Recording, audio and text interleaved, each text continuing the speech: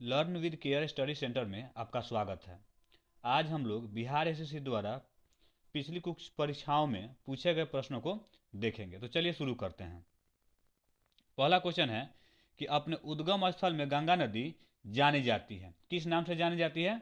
अलकनंदा के नाम से जानी जाती है। कौन सी परियोजना राउरकेला स्टील प्लांट को बिजली प्रदान करती है? यहाँ पे कुछ टाइपिंग मिस्टेक हो गया है, यहाँ पे स्टील प्लांट होना चाहिए था। तो राउरकेला स्टील प्लांट को किस परियोजना से बिजली मिलती है? तो हीराकुंड बांध परियोजना से बिजली मिलती है। खगोलीय एकक क्या है? तो पृथ्वी और सूर्य के बीच की दूरी को खगोलीय एकक कहा जाता है।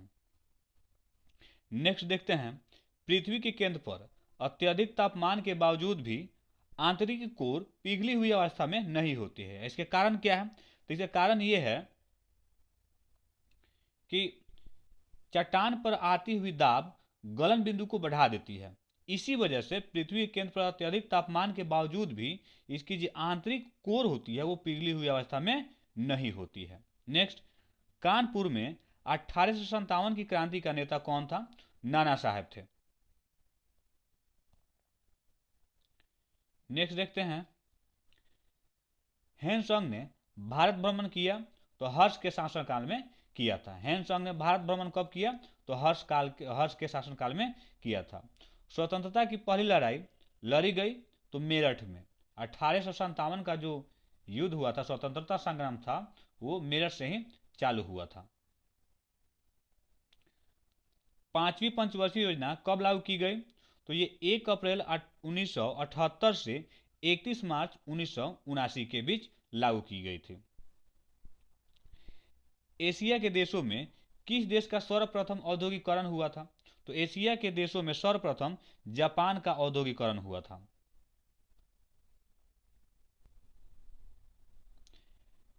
गरीबी हटाओ का नारा किस भूतपूर्व प्रधानमंत्री ने दिया था? तो ये लाल बहादुर शास्त्री ने दिया था।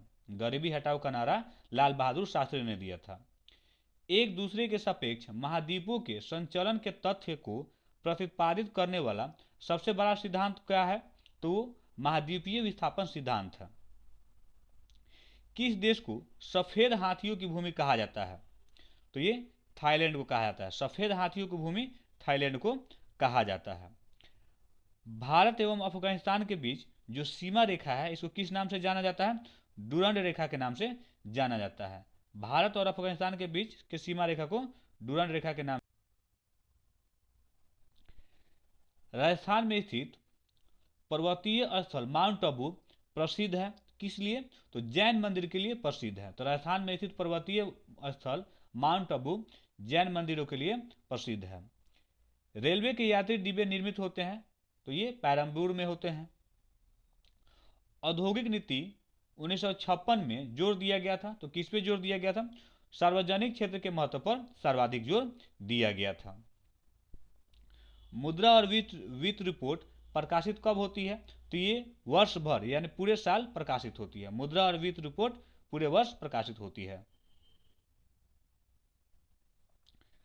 भारत में आर्थिक विकास बाधित रहा, मुख्य रूप से किस कारण से? तो खराब अवस्थापना और सुविधाओं के कारण से बाधित रहा। केंद्रीय सरकार को अधिकतम राजस्व की प्राप्ति कहां से होती है? उत्पादन शुल्क से होती है। ये सारे के सारा क्वेश्चन पिछली परीक्षाओं में पूछी गई है, तो आप लोग इसे ध्यान से देखेंगे क्योंकि क्वेश्चन बहुत ज़्यादा रिपीट होते हैं। क्वेश्चन यहाँ से भी आ सकते हैं। नेक्स्ट देखते हैं, बुद्धचरित्र के लेखक कौन है? तो बुद्धचरित्र के लेखक अश्वघोष हैं। किस पाल शासक ने बौद्धों के लिए प्रसिद्ध विक्रमशिला विश्वविद्यालय की स्थापना की? तो विक्रमशिला विश्वविद्यालय की स्थापना किस पाल शासक ने की थी? धर्मपाल ने की थी।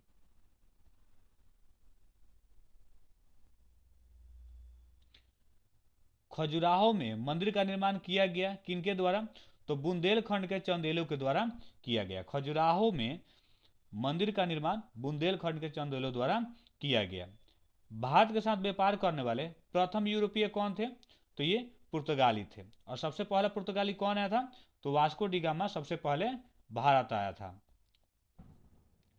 और वास्को डी गामा कब आया था भारत में? तो ये 1498 यानी कि 1498 में ये भारत आया था। चलिए नेक्स्ट देखते हैं। भारत का प्रथम वायसराय कौन था? लॉर्ड कैनिंग था भारत का प्रथम वायसराय। और आजाद भारत का सबसे पहला गवर्नर कौन था? गवर्नर जनरल, ये ध्यान रखिएगा। तो ये दो तरह के थे, एक तो माउंट बेटन थे और दूसरे सी राजगोपालाचारी थे। तो अगर भारतीय पूछा जाए तो सी राजगोपालाचारी मारिएगा, अगर केवल प्रथम है तो माउंट बेटन होगा। नेक्स्ट देखते हैं। मौलिक कर्तव्यों को प्राप्त नहीं है, तो क्या प्राप्त नहीं है? तो किसी भी तरह की विधिक स्वीकृति प्राप्त नहीं है। मौलिक कर्तव्यों को किसी भी तरह की विधिक स्वीकृति प्राप्त नहीं है। राज्य के नीति निर्देशक तत्व प्रत्यक्षतः संबंधित है, तो किसी से संबंधित है? तो ये प्रस्तावना से संबंधित है।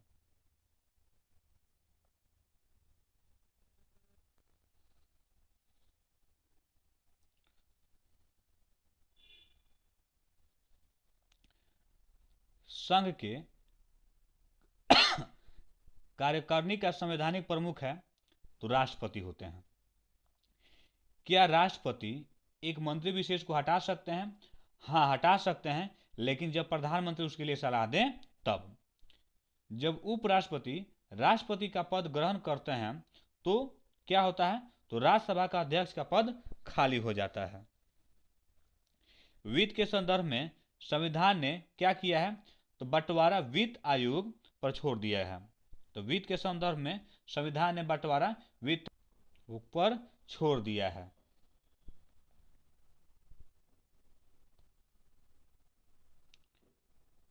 ग्राम सभा का सदस्य सामान्यतः कौन होता है? तो संबंधित ग्रामों में समस्त मतदातागण जो होते हैं वो ग्राम सभा के सदस्य होते हैं। भारत में मतदाताओं का पंजीकरण करवाना किसका उत्तरदायी है? तो ये निर्वाचन आयोग का उत्तरदायी है।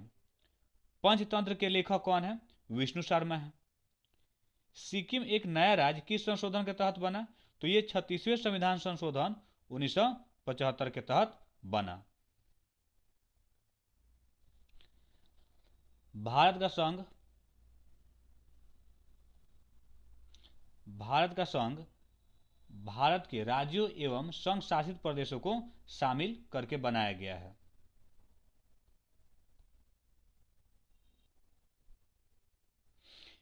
एकत्रित होने के नागरिकों के अधिकार पर लागू बुनियादी शर्त यह है कि सभा होनी चाहिए शांतिपूर्ण और शस्त्र विहीन, यानी कि अहिंसात्मक तरीके से और बिना हथियार के, बिना शस्त्र के आप सभा कर सकते हैं। भारतीय संविधान घोषणा करता है कि जीवन और स्वतंत्रता की रक्षा केवल विधि द्वारा स्थापित प्रक्रिया के अनुरूप ही वापस ली जा सकती है। विश्व खाद्य कार्यक्रम का मुख्यालय कहाँ है? इटली में है। विश्व खाद्य कार्यक्रम का मुख्यालय इटली में है।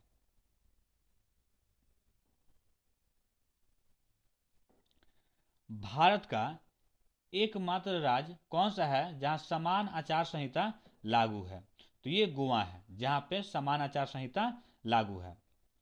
भारत में प्रधानमंत्री के कार्यकाल की अवधि कितनी होती है? तो वैसे प्रधानमंत्री की अवधि 5 वर्ष की होती है, एक लोकसभा की अवधि 5 वर्ष की होती है, लेकिन प्रधानमंत्री को जब तक लोकसभा का विश्वास प्राप्त है तब तक वो प्रधानमंत्री रह सकते हैं। आगे देखते हैं। यदि महालेखा परीक्षक त्यागपत्र देना चाहता है तो वह त्यागपत्र किसे देगा? तो राष्ट्रपति को देगा। समानता समस्त महत्वपूर्ण निर्णय लिए जाते हैं, यानी कि कैबिनेट में समस्त निर्णय किसके द्वारा? तो कैबिनेट के सदस्यों के द्वारा लिए जाते हैं।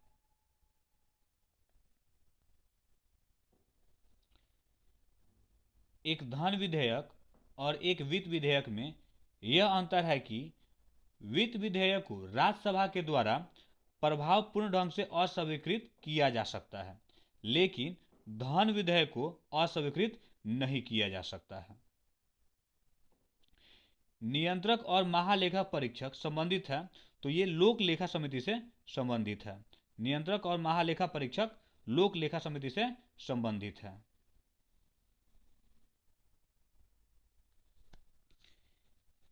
एक विद्युत चुंबकीय शक्ति बढ़ाई जा सकती है, तो धारा को बढ़ाकर विद्युतीय चुंबक की शक्ति को बढ़ाई जा सकती है। एक सेल का ईएमएफ है अदिश राशि है। यह सलाह नहीं दी जाती है कि एक साथ अनेक विद्युत उपकरणों को एक ही प्लग बिंदु से जोड़ें, क्योंकि ऐसा करने से क्या होता है, तो धारा में कमी आ जाती है। नेक्स्ट देखते हैं, एक परमाणु बम के विस्फोट में अपार ऊर्जा निकलती है। यह मुख्यतः होती है किस कारण से, तो आरंभिक पदार्थ के द्रव्यमान के अपेक्षाक्रम कम द्रव्यमान वाले पदार्थ के उत्पादन से ये संभव हो पाता है।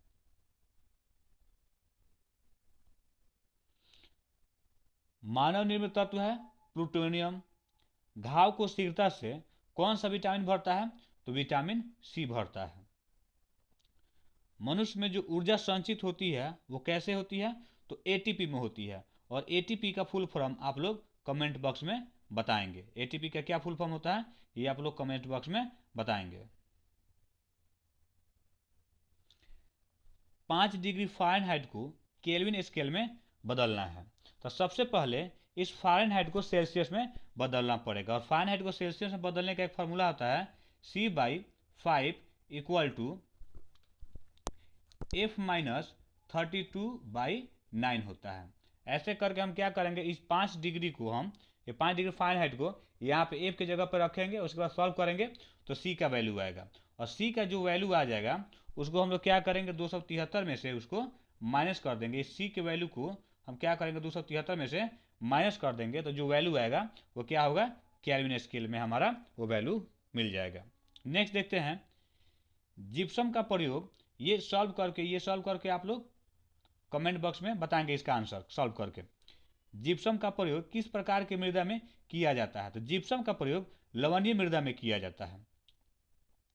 संचित खदान की क्षति के लिए कौन सा कारक सर्वाधिक उत्तरदायी होता है। इसका मतलब ये है कि जब हम लोग क्या होता है, जब खदान यानी कि फसल जब तैयार हो जाता है और अनाज निकाल लेते हैं, तो उसको जब हमको इकट्ठा करना होता है, स्टोर करना होता है, तो किस ढंग से हम लोग स्टोर करेंगे, तो सबसे पहले उसको सुखाया जाना चाहिए, ताकि उसके अंदर की जो नमी है वो बाहर निकल जाए। अगर उसके अंदर नमी रह जाती है और उसको हम लोग स्टोर कर लेते हैं, तो क्या हो जाएंगे, उसमें माइक्रो ऑर्गेनिज्म उसको इन्फेक्टेड कर देंगे और वो जो अनाज होंगे वो खराब हो जाएंगे। इसीलिए उसके अंदर जो अन्न की जो नमी की मात्रा है वो बहुत हद तक निर्भर करती है, बहुत सर्वाधिक उत्तरदायी होती है उसको खराब होने के लिए। इसलिए उसको पहले धूप में सुखा लिया जाता है और तब उसको स्टोर किया जाता है, ताकि उसके अंदर की नमी खत्म हो जाए।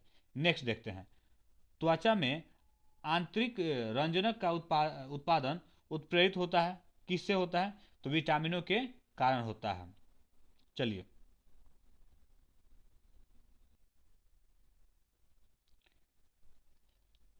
टाइफाइड के संक्रमण में बचाव का सर्वाधिक सुगम उपाय क्या है, तो पर्याप्त मात्रा में ताजे फल और सब्जियों का सेवन करना सर्वाधिक सुगम उपाय है। 5 वर्ष की आयु में किसी बच्चे को सामान्यतः होते हैं तो 20 दांत होते हैं, यानी कि 5 वर्ष की आयु तक किसी बच्चे में सामान्यतः 20 दांत होते हैं।